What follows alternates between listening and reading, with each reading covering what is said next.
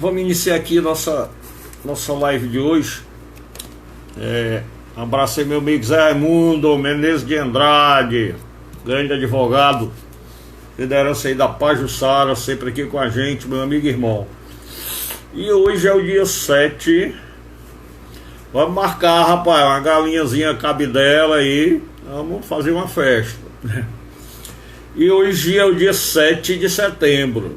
7 de setembro se comemora a independência do Brasil, né? Movimento que separou Brasil de Portugal. Isso a gente vê com muito orgulho, mas não vê muitas vezes por trás o que aconteceu, né?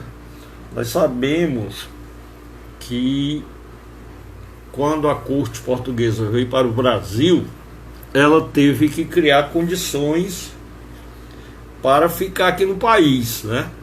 O Brasil era uma colônia e de 1808 a 1822 se criou condições para que a corte portuguesa vivesse aqui no país, como também contribuiu, né, para um grande desgaste na relação entre uma elite que já tinha no Brasil, principalmente no Sudeste, e o Reino de Portugal.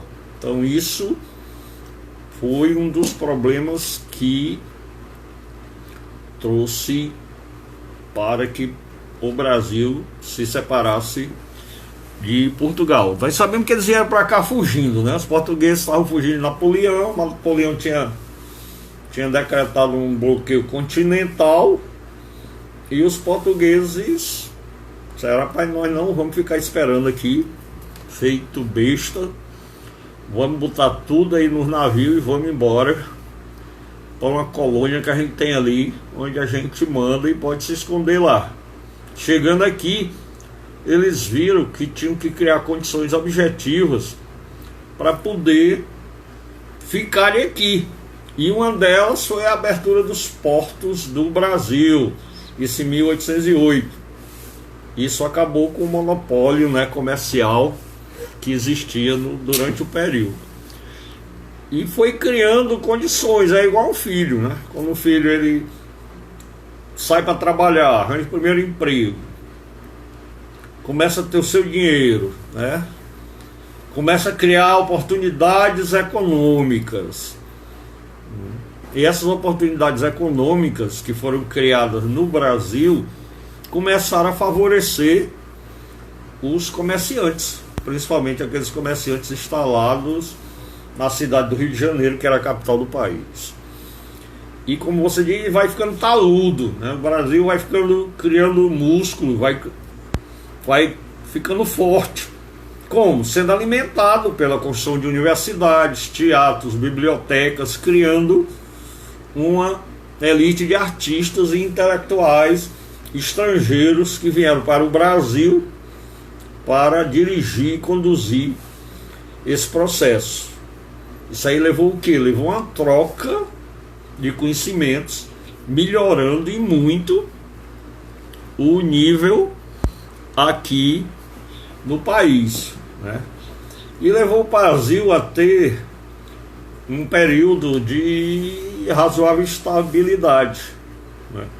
Com exceção de algumas coisas localizadas, né? Em Pernambuco, nós tivemos a Revolução Pernambucana em 1817, mas o país, ou a colônia, começou a andar, começou a crescer, né? E começaram a vir também como é que eu diria, a expansão, as relações expansionistas, né, do Brasil. Vieram os conflitos pela Guiana Francesa, pelo Uruguai, né, que era a antiga Cisplatina, e as mudanças no país eram visíveis, eram muitas, era a olho nu. E isso a partir de 1820 começou a soar nos ouvidos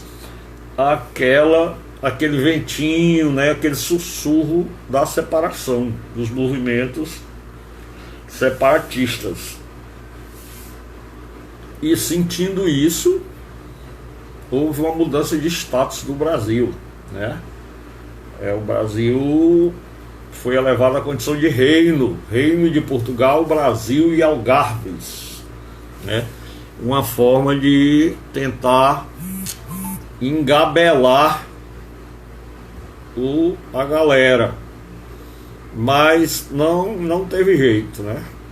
Não teve jeito, e a elite brasileira percebeu que o desejo dos portugueses era manter o Brasil sempre como colônia, era voltar o Brasil a um estágio anterior ao que ele tinha, né?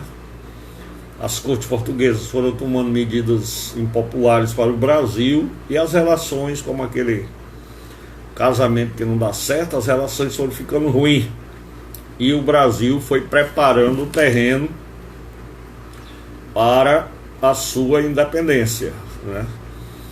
Então a situação se agravou tanto que o nosso grande grito do Ipiranga teve que acontecer.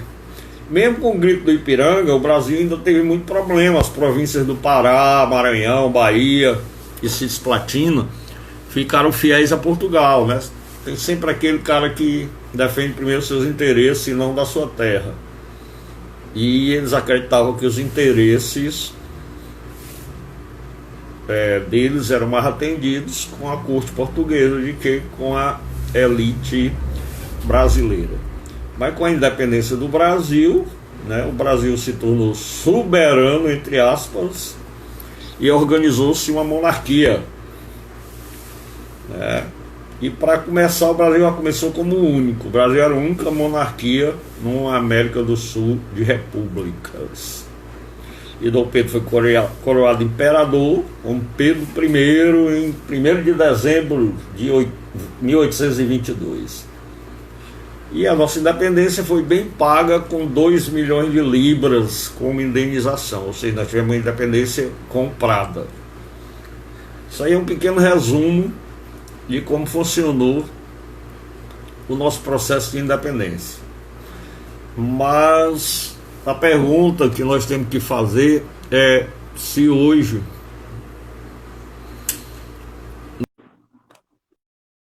essa independência, né? No Brasil hoje nós temos diversos movimentos, inclusive nós temos até um movimento monarquista, que acredita que se o Brasil estivesse nas mãos de um monarca, não haveria essas confusões, esses problemas políticos que nós temos, que o Brasil deveria ser monarquista. No Ceará, uma pessoa muito conhecida de Maracanaú é um dos grandes monarquistas, meu amigo Barros Alves, ex-vereador em Maranguape, representando o distrito de Maracanaú. No plebiscito, defendeu o regime, a monarquia, né? E hoje nós temos no Brasil a manutenção da República e todos esses problemas que geraram desde então. Nós sabemos que a República surgiu por muito desgaste da monarquia brasileira, né?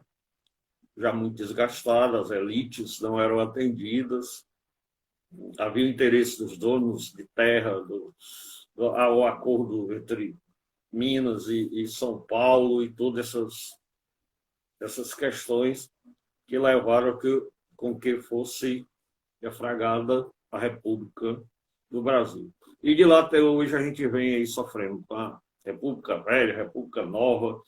Logo depois vem Juscelino Kubitschek, Brasília, ditadura, retorno à democracia com direta já, o governo do PT, até chegar novamente um militar à presidência do Brasil através de eleições diretas, né? E a volta da participação dos militares no governo com grande penetração, tem militar em todo lugar, na saúde. Eu acho que o lugar onde tem menos militar é no Ministério da Defesa. Mas em todos os outros ministérios estão lotados de militares.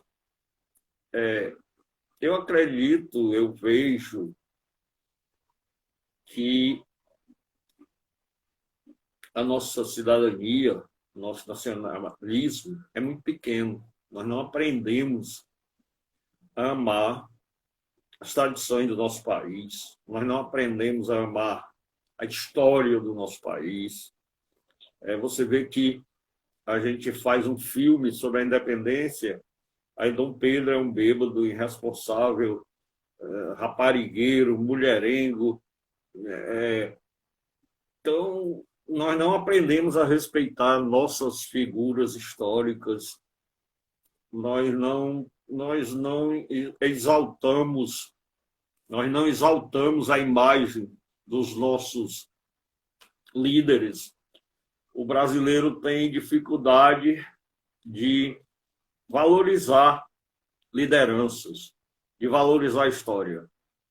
Meu amigo Eudes Lacerda aqui, muito alegre aí com a indicação do representante da família Lacerda, né, Tom Lacerda, para a chapa de vice-prefeito do município de Maracanaú, junto com Roberto Pessoa. Um abraço aí à família Lacerda, que tem penetração, um grande trabalho no comércio do município, contribuindo aí para o crescimento e para o desenvolvimento do município. E o meu amigo Neton Lacerda, que foi secretário de esporte, secretário de governo, e que agora tem um novo papel nesse processo, que é ser o vice-prefeito de Maracanaú, nessa próxima gestão que acreditamos que será do Roberto Pessoa. Eu estava dizendo que o Brasil não preserva a sua história.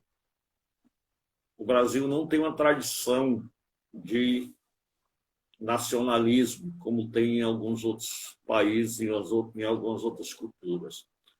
Nós podemos ver até pela destruição do nosso patrimônio histórico. Diariamente, nós temos patrimônio histórico. Agora, o casarão, ali no centro de Fortaleza, foi praticamente destruído, né? Uma das arquiteturas mais antigas da capital. Aqui em Maracanaú mesmo, a estação ferroviária, núcleo de surgimento aqui da vila, né? Uma obra antiguíssima, de 1800, foi por simplesmente derrubada para construir outra.